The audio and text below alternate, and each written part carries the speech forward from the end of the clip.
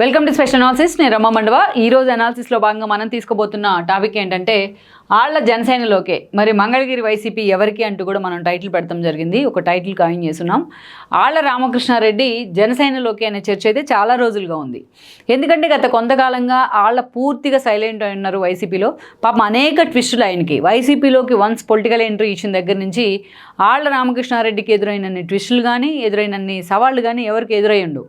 జగన్మోహన్ రెడ్డి ఒక మాటలో చెప్పాలంటే ఆళ్ల రామకృష్ణారెడ్డి జగన్మోహన్ రెడ్డికి అత్యంత లాయల్ కూడా. ఆయన పాపం జగన్మోహన్ రెడ్డి కోసం చాలా కష్టపడ్డారు, చాలా పనులు చేసుకుంటూ వచ్చారు, ఎన్నో కేసులను ఎదుర్కొన్నారు.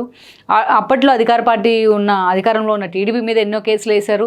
అనేక రకాలుగా టీడీపీకి టార్గెట్ అయ్యారు, ప్రతిపక్షాలకు కూడా టార్గెట్ అయ్యారు.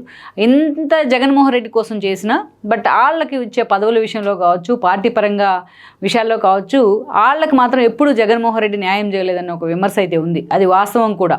ఎందుకంటే ఆ స్థాయిలో కష్టపడ్డ ఎక్కడా కూడా ఆళ్ల రామకృష్ణారెడ్డిని జగన్మోహన్ రెడ్డి అంత ప్యాంపర్ చేసే ప్రయత్నం కానీ దగ్గరికి తీసే ప్రయత్నం కానీ చేయలేదు. ఒక మాటలో చెప్పాలంటే ఆళ్ల పొలిటికల్ కెరీర్తోని జగన్మోహన్ రెడ్డి ఫుట్బాల్ ఆడుకున్నారు. అందుకే ఈ రోజున ఆళ్ల రామకృష్ణారెడ్డి లాంటి ఒక నేత, ఒకప్పుడు చంద్రబాబు నాయుడు ఏకైక వారసుడైన లోకేష్నే ఓడించి తాను లోకేష్నే ఓడించిన నేత అని పేరు తెచ్చుకున్న ఆళ్ల ఈ రోజున పూర్తి స్థాయిలో రాజకీయ సన్యాసం చేసే సిచ్యువేషన్ వచ్చింది. అది కూడా వైసీపీలో ఉండలేని పరిస్థితుల్లో ఆయన జనసేనలోకి వెళ్ళబోతున్నారనే కొంత లీక్ అయితే వస్తూ ఉంది. ఇందులో వాస్తవం ఎంతో కూడా మనం తెలుసుకునే ప్రయత్నం చేద్దాం. ముందుగా మనం చూసినట్లయితే జగన్మోహన్ రెడ్డి పార్టీ తరపున ఎంపీగా పనిచేసిన అయోధ్య రామరెడ్డి బ్రదరే ఇతను ఎవరంటే ఆళ్ల రామకృష్ణారెడ్డి. సో అక్కడి నుంచి మనం చూసినట్లయితే ఆళ్ల రామకృష్ణారెడ్డి పర్టికులర్లీ జగన్మోహన్ రెడ్డి పార్టీ పెట్టిన తర్వాత తన అన్నకు అటు వైఎస్కు, అదేవిధంగా తన అన్నకు అటు జగన్మోహన్ రెడ్డికి ఉన్న అసోసియేషన్ కారణంగానే ఆళ్ల రామకృష్ణారెడ్డి కూడా వైఎస్ఆర్సీపీలోకి ఎంట్రీ ఇవ్వడం జరిగింది. ఈ క్రమంలోనే 2014లో ఆళ్ల మంగళగిరి ఎమ్మెల్యే అయ్యారు.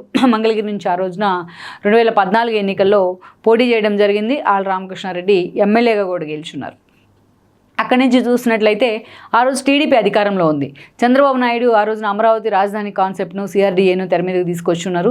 ఈ క్రమంలోనే అనేక మంది రైతులతోని అక్కడ వైఎస్ఆర్సీపీకి ప్రోగా ఉండే అనేక మంది రైతులతో ఆళ్ల అమరావతికి సంబంధించి చాలా కేసులు వేయించారు ప్రభుత్వానికి వ్యతిరేకంగా.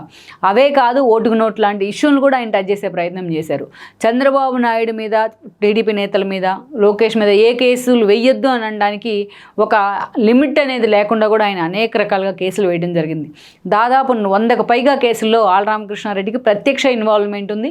అదే స్థాయిలో ఆయన అటు అధికార పార్టీకి కూడా టార్గెట్ కావడం జరిగింది. జగన్మోహన్ రెడ్డి దగ్గర మెప్పు పొందేందుకు ఆళ్ల పాపం చాలా దూరం వెళ్ళారు. అయితే తీరా మనం చూసినట్లయితే ఆ స్థాయిలో ఆళ్ల పార్టీ కోసం పనిచేశారు. That's fine. బట్ 2019 వచ్చేటప్పటికే ఆళ్ల రామకృష్ణారెడ్డికి నిజంగా ఒక సవాల్ లాంటి పీరియడే అది. ఆ రోజున లోకేష్ ఏడాది ముందుగానే తాను మంగళగిరి నుంచి పోటీ చేయాలని నిర్ణయం తీసుకున్నారు. యాక్చువల్గా అది బీసీ సాలిడ్ కాన్స్టిట్యున్సీ. ఎప్పుడు కూడా టీడీపీ అంత ఫర్మ్గా అక్కడ గెలిచిన సందర్భాలు చాలా తక్కువ, ఏదైతే 84కి ముందు.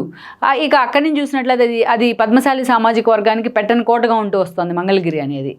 అట్లాంటి కాన్స్టిట్యున్సీలో ఎంతమంది వద్దని వారించినా లోకేష్ పోటీ చేయడానికి నిర్ణయించారు.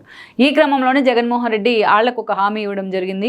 లోకేష్ను ఓడిస్తే నీకు నన్ను క్యాబినెట్లోకి తీసుకుంటాను, మంత్రి పదవి ఇస్తానని కూడా ఆళ్లకు పాపం హామీ ఇచ్చాడు. అంతేకాదు షర్మిల, విజయమ్మ వీళ్ళంతా కూడా తమ ప్రచారాన్ని 2019 ఎన్నికల ప్రచారాన్ని మంగళగిరి నుంచే సెంటిమెంట్గా కూడా స్టార్ట్ చేశారు. ఆ ఎన్నికల్లో నిజంగానే ఆళ్ల చేతిలోని లోకేష్ ఓడిపోయారు. అయినా జగన్మోహన్ రెడ్డి ఎక్కడెక్కడి నుంచో ఉన్న వాళ్ళందరినీ తీసుకొచ్చి మంత్రి పదవులు ఇచ్చారు. కానీ పాపం ఆళ్ల రామకృష్ణారెడ్డి మీద చేతి కన్నేశారు. వెయిట్ చేసి ఆళ్ల నిజంగానే సఫికేషన్ ఫీల్ అయ్యారు. లోకేష్కి ఎలాగైతే ఓడిపోతే ఆయన ఓటమే ఒక లెక్క, పార్టీ ఓటమి ఒక లెక్క అన్నట్టు వైఎస్ఆర్సీపీ ప్రచారం చేసిందో ఆళ్ల అంతకన్నా హ్యూమిలేషన్ ఎదుర్కొన్నారు వైఎస్ఆర్సీపీలో ఉండి. ఆళ్లకి గిట్టని వాళ్ళందరికీ కూడా ఆ లోకల్గా ఉన్న నేతలకి జగన్మోహన్ రెడ్డి పదవులు ఇచ్చే ప్రయత్నం చేయడం, వాళ్ళని ప్యాంపర్ చేసే ప్రయత్నం అయితే జరుగుతూ వచ్చింది. పేరుకి అధికారంలో ఉన్నారు కానీ, బట్ పేరుకి ఎమ్మెల్యేగా ఉన్నారు కానీ ఆళ్లకు అనేక రకాలుగా నిజంగానే సఫికేషన్ ఎదురవుతూ వచ్చింది. ఎప్పటి నుంచి 2019 నుంచి 2024 వరకు. ఇక ఒక దశలో ఈ సఫికేషన్ తట్టుకోలేక ఆయన కొన్ని రోజులు విదేశాల్లో కూడా ఉండే ప్రయత్నం చేశారు. ఇలాంటి సందర్భంలోనే ఆళ్లకు టికెట్ ఉంటుందా లేదా అనే ప్రచారం, ఆయన వ్యతిరేకులకి ఏదైతే పార్టీ పదవుల క్రమంలో వాళ్ళు చాలా సీరియస్గా పార్టీకి రిజైన్ చేశారు. విత్ ఇమీడియట్ ఎఫెక్ట్ వెళ్ళి షర్మిలను కలిసి కాంగ్రెస్లో చేరారు. అయితే తీరా అయోధ్య రామరెడ్డి సీన్లోకి ఎంటర్ అయ్యి లాస్ట్ మినిట్లో పాపం తమ్ముడిని బుజ్జగించి మళ్ళీ జగన్ పార్టీలోకి తీసుకొచ్చారు.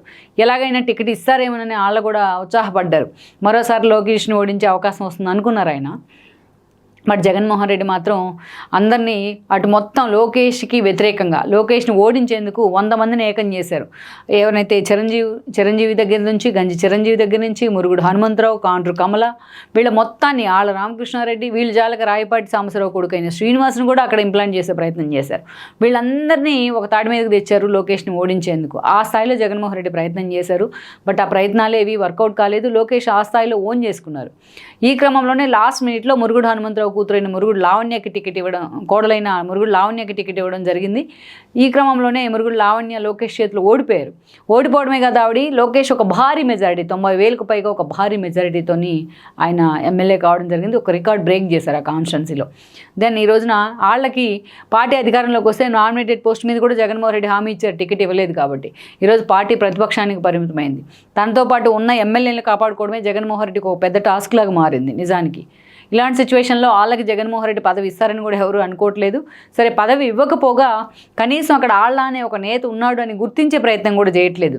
ఈరోజు మురుగుడు హనుమంతరావు లాంటి వాళ్ళు తన కోడల్ని లోకేష్ మీద పోటీకి పెట్టి కూడా ఈరోజు లోకేష్తో అంతే చట్టాపట్టాలు వేసుకొని తిరుగుతూ ఉన్నారు. కానీ వాళ్ళని పట్టించుకున్న నాదుడే అక్కడ కరువు అయ్యారు. దానికంటూ ఒక కాన్స్టిట్యున్సీని కూడా ఆయన సొంతగా కాన్స్టిట్యున్సీ మీద పట్టు కూడా కోల్పోయారు ఇప్పుడున్న సిచ్యువేషన్లో. ఇక అందుకే జగన్మోహన్ రెడ్డి మీద వెక్స్ అయ్యి ఈరోజు వాళ్ళ ఏకంగా పూర్తి స్థాయిలో పార్టీని వీడేందుకు సిద్ధమవుతున్నారనే చర్చ ఉంది. ఎట్ ద సేమ్ టైం జనసేనలోకి వెళ్లేందుకు, జనసేనలోని తన అదృష్టాన్ని పరీక్షించుకునేందుకు వాళ్ళ పూర్తి స్థాయిలో జనసేన అగ్రనేతలతో టచ్లోకి వచ్చారన్న చర్చ అయితే ఉంది.